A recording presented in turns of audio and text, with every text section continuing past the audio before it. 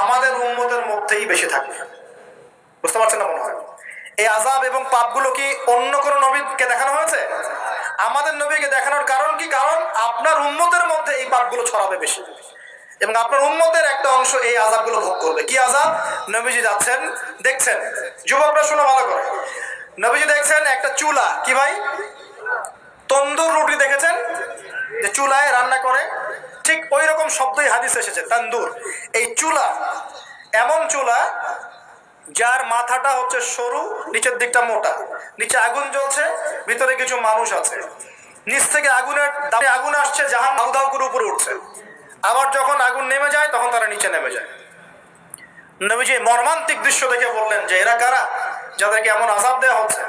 জিবরাইল আলাইহিস সালাম বললেন, যুবক ভাই শোনেন ভালো করে, জিবরাইল আলাইহিস সালাম বললেন এরা হচ্ছে আপনার উম্মতের সেই সব ব্যক্তি যারা বিবাহ বহির্ভূত জিনা করেছিল। এই পাপটা মারাত্মক। আল্লাহ পাক আমাদের সবাইকে পাপ থেকে ফিরে আসার তৌফিক দান করুন। এবং এই পাপ যদি করে থাকেন হতাশ হবেন না, তওবা করে আজকেই ফিরে আসবেন। তওবা করলে আল্লাহ পাক যে কোনো পাপ মাফ করে দিবেন ইনশাআল্লাহ। আর নবী সাল্লাল্লাহু আলাইহি ওয়াসাল্লামকে কেন দেখানো হলো? কারণ তার উম্মতের মধ্যে জিনার পাপ ছড়িয়ে পড়বে বেশি। কিসের মধ্যে? চুলার মধ্যে শাস্তি দেওয়া হচ্ছে, চুলায় শাস্তি দেওয়া হচ্ছে।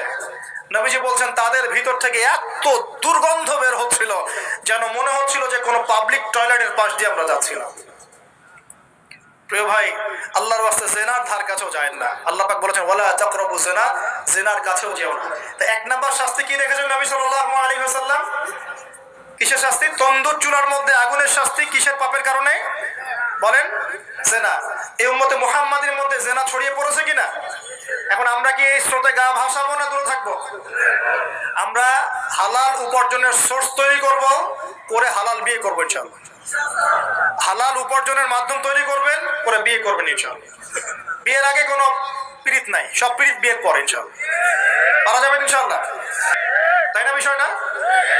আচ্ছা, এবার সামনে যাই। নবী সাল্লাল্লাহু আলাইহি ওয়াসাল্লাম সামনে গেলেন, গিয়ে দেখলেন, এবার দেখলেন কিছু মানুষ বসে আছে, কিছু মানুষ বসে আছে, সামনে আছে টাটকা তরতাজা গোশত, একদম ধোঁয়া উঠতেছে, একদম মনে করেন ওই কালা ভুনার মতো।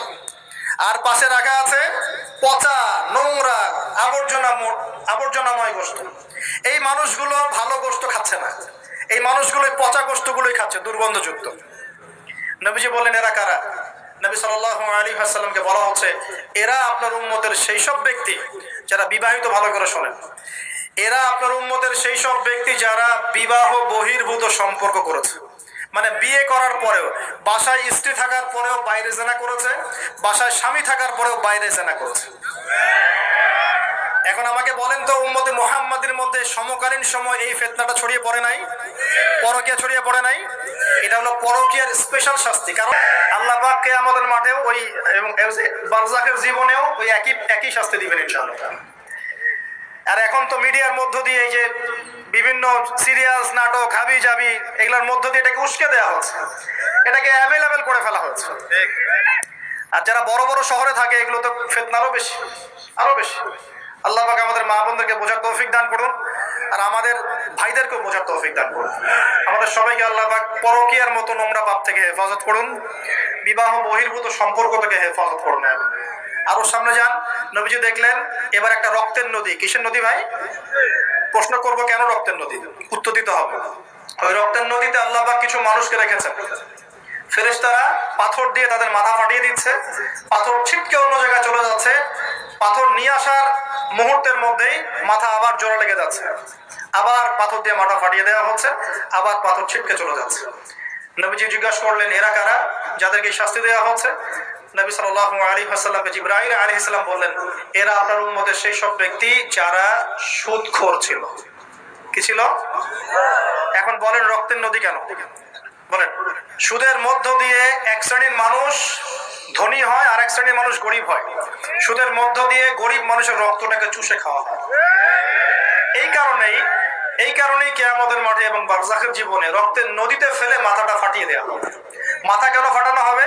এই মাথা দিয়ে শয়তানি বুদ্ধিটা বের করেছিল যে ইন্নামাল বাইউ মিসলু, হচ্ছে ব্যবসার মতোই। এই শয়তানি কোত্থেকে বের হইছে? এই মাথা থেকে। এই কোন মাথা ফাটাই দাও।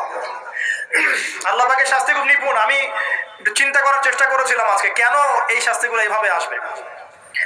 আল্লাহু আ'লাম বিসওয়াব, আল্লাহ ভালো জানেন, তবে আমাদের কাছে এটা মনে হয়। এরপর সামনে যান। এই এই পাপের কারণেই আরো কিছু মানুষকে শাস্তি পেতে দেখা গেছে। নবীজি দেখেছেন আরো এক শ্রেণীর মানুষ যাদের পেটটা ফুলে আছে।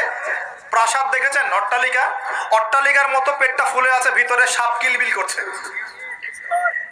না না না না না, নবীজিকে জিজ্ঞেস করলেন এরা কারা? এই এই হাদিসেও আছে এরা ছিল আপনার উম্মতের সুদখোর ব্যক্তিরা, পেটের ভেতর সাপ কিলবিল করছে। আর একটা জায়গায় তিনটা দেখা গেছে সুদখোরের শাস্তি। কয়টা ভাই? তিনটা। একটা দেখলাম রক্তের নদীতে মাথা ফাটানো, একটা হচ্ছে পেটের মধ্যে সাপ কিলবিল করছে, আরেকটা হচ্ছে দেখলেন কিছু মানুষ পানিতে হামাগুড়ি দিচ্ছে এবং পাথর খাচ্ছে। কি খাচ্ছে ভাই? পাথর। এবং এই পাথরটা ভিতরে যাচ্ছে, গিয়ে পিছনের রাস্তা দিয়ে বের হয়ে যাচ্ছে। নবীজি বলেন এরা কারা? একই উত্তর দিলেন জিবরাইল আলাইহিস সালাম, এরা হচ্ছে আপনার উম্মতের সুদখোর ব্যক্তিরা। সুদের এই তিনটা শাস্তি স্পেশাল দেখা গেছে। কেন আল্লাহ ভালো জানেন, আমরা সব ব্যাখ্যা করতে পারবো না। নবীজি আরো সামনে এগিয়ে গেলেন, তাকে দেখানো হলো এবার এক শ্রেণীর ব্যক্তি, হাতগুলো নখগুলো তামার মতো লম্বা, তামার নখ, লম্বা লম্বা নখ। দেখেছেন কোন কোন মুভির মধ্যে দেখা গেছে, ছবির মধ্যে তামার লম্বা লম্বা। হ্যাঁ, তো এই নখগুলো দিয়ে তারা চোখ এবং গাল আঁচড়াচ্ছে, কোন কোন ক্ষেত্রে বুক আঁচড়াচ্ছে এবং ওই গোশতগুলো খাচ্ছে। নবী জিজ্ঞাসা করলেন এরা কারা? নবীজিকে বলা হচ্ছে এরা আপনার উম্মতের সেই সব ব্যক্তি যারা বেশি বেশি গীবত করত এবং অন্যের নামে মিথ্যা অপবাদ ছড়াতো। আর সতর্ক করে দেই, এই পাপটা কিন্তু এখন ছেলে মেয়ে সব সমাজে বেশি হয়। কি আলেম জালেম সব সমাজে বেশি হয়। কোন কোন ক্ষেত্রে ওয়াজ মাহফিলের প্যান্ডেলগুলোর মধ্যে বসে বসে মানুষের গীবত করা হচ্ছে।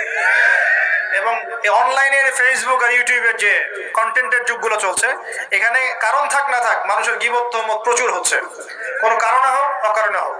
সতর্ক হয়ে যাবেন, আপনার দ্বারা আমার দ্বারা যদি কারো গীবত হয়, তামার নখ দিয়ে গাল আশ্রাতে হবে কিয়ামতের মাঠে। আল্লাহ পাক বাঁচাক, আমাদের হেফাজত করবে।